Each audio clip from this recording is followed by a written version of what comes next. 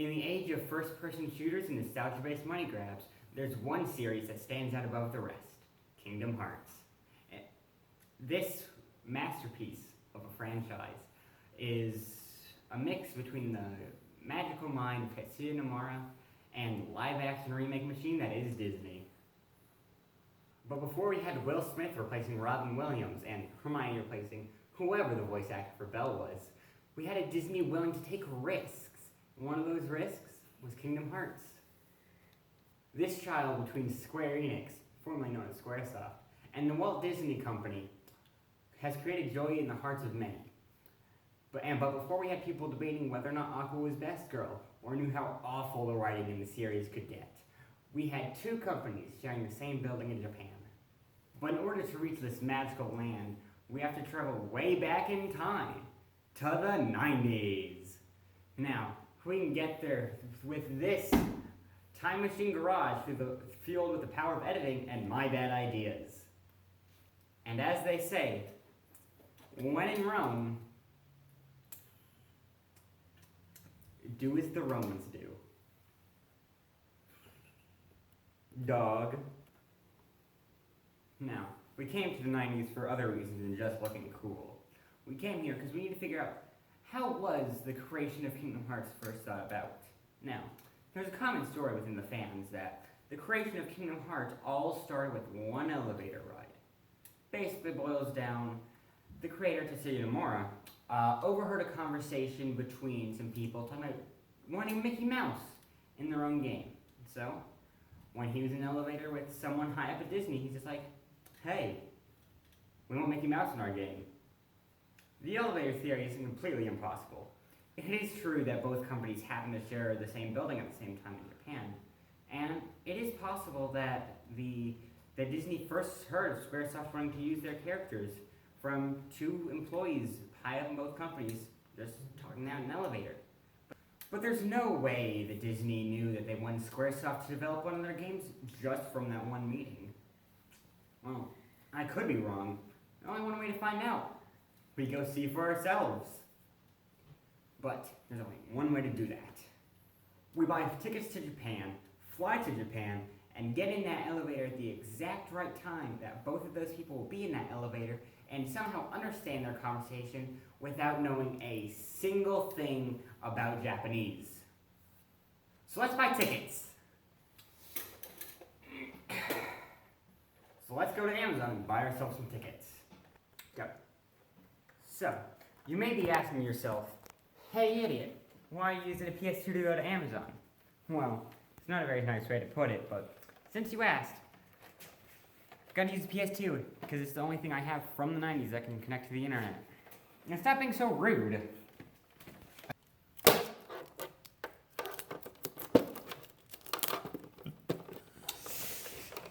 Now here's a fun fact that even some Kingdom Hearts fans don't know. It's actually what it's originally released on, and just so happens to do the thingy right here. Wish he still worked. Hey, I thought you said we could buy stuff on Amazon in the 90s. Well, I did, but not necessarily Amazon. See, Amazon sold books and stuff, but other people bought tons of other stuff online. Just gotta get other people to do stuff for me then. Send in the drones! Well, that didn't work. I guess we'll really never know what happened behind those doors. But we can know the business positions that both these companies were in at the time and where they had come from to allow this magical crossover to happen. Let's move on to the lesser known company, Square Enix. Well, it was called Squaresoft. If I happen to switch back and forth between the two, just know I'm talking about the same company. A company with a worth of $257 billion. How much is that in the US?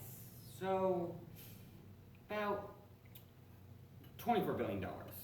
Yeah, this is the lesser known company.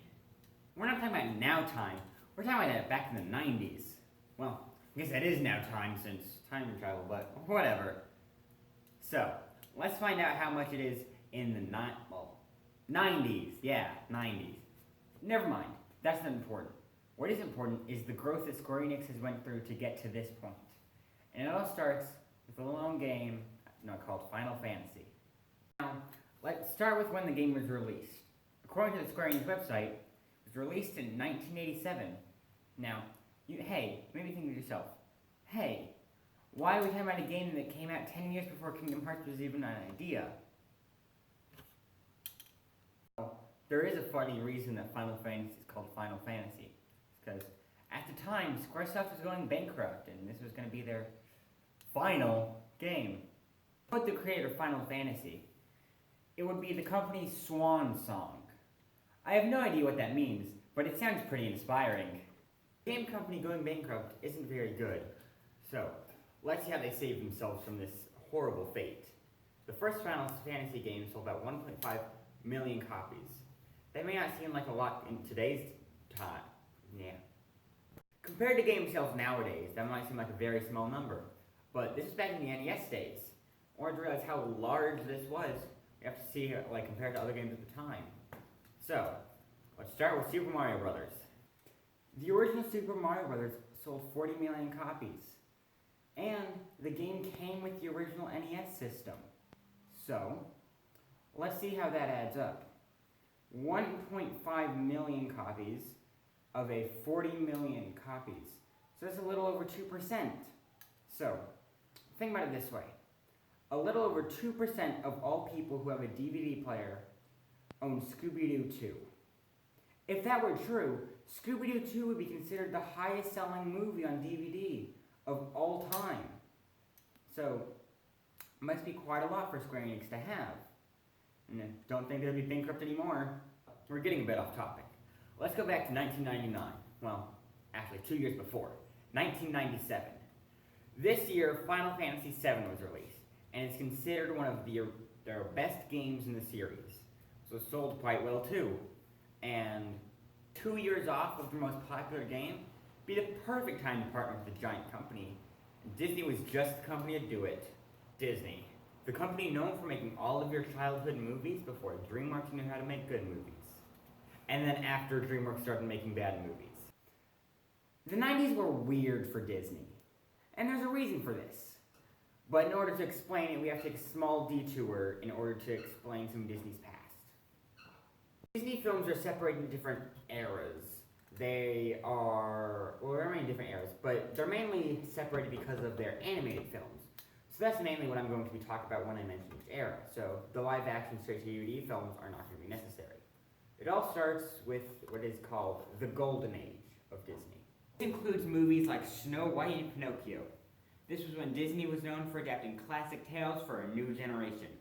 It lasted about from the late 30s to the early 40s. Now, something else started happening around this time. World War II. Not to get political, but people thought this war was pretty important. Turns out, hating Nazis was an acceptable opinion to have. I know it may sound shocking, but that's just how it was back then. Now, a lot of money and resources were being sent to the war, and that included Disney. From 1943 to the end of the 40s, the quality of Disney movies really started to decline. That's because the money was being sent other places. Along with movies like the Three Calabrejos, Disney also made propaganda to help support the war. Now that the war was over, Disney could focus more on their own movies. Now during this Silver Era, Disney made some more well-known movies. There were movies like Peter Pan, Cinderella, Alice in Wonderland, The Sword and the Stone.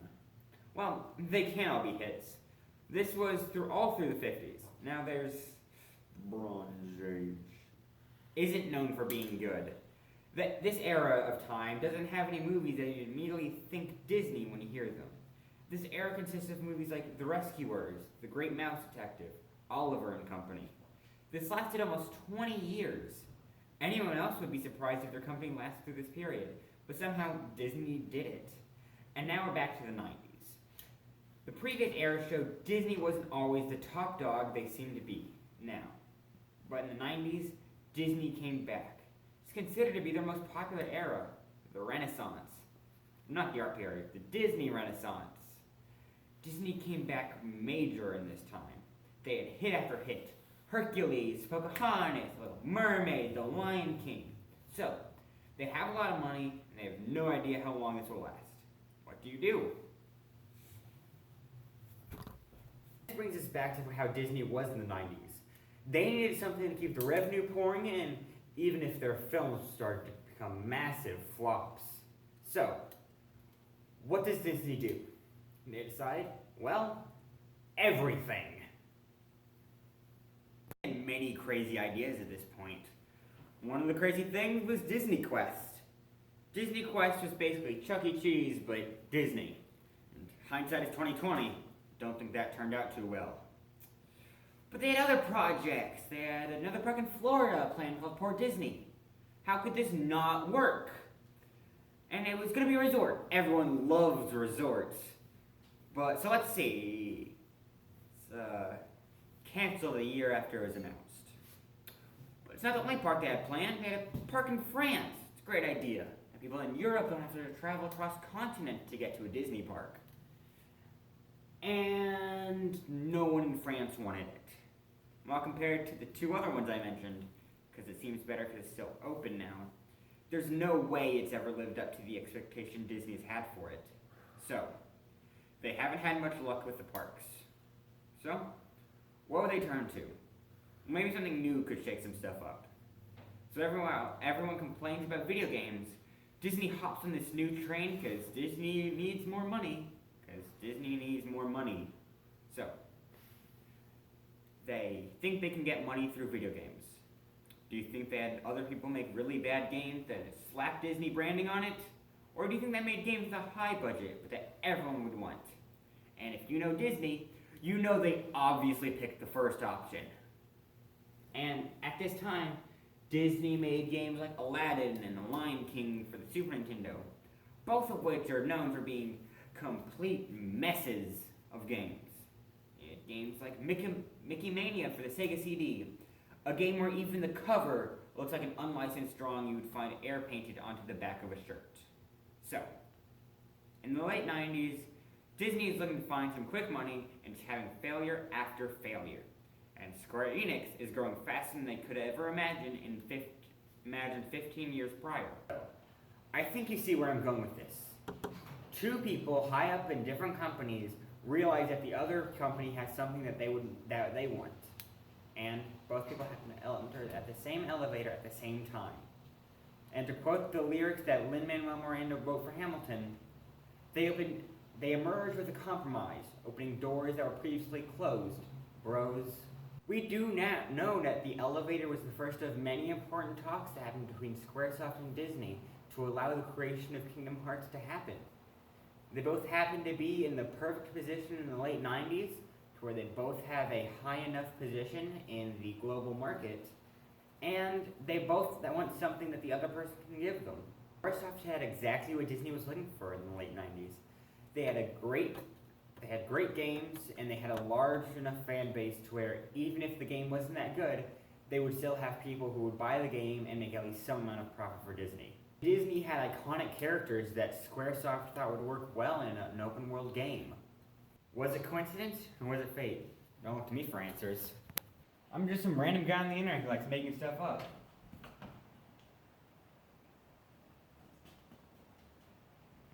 Thanks for sitting through all of that. All of my sources I use in this video are down in the video description.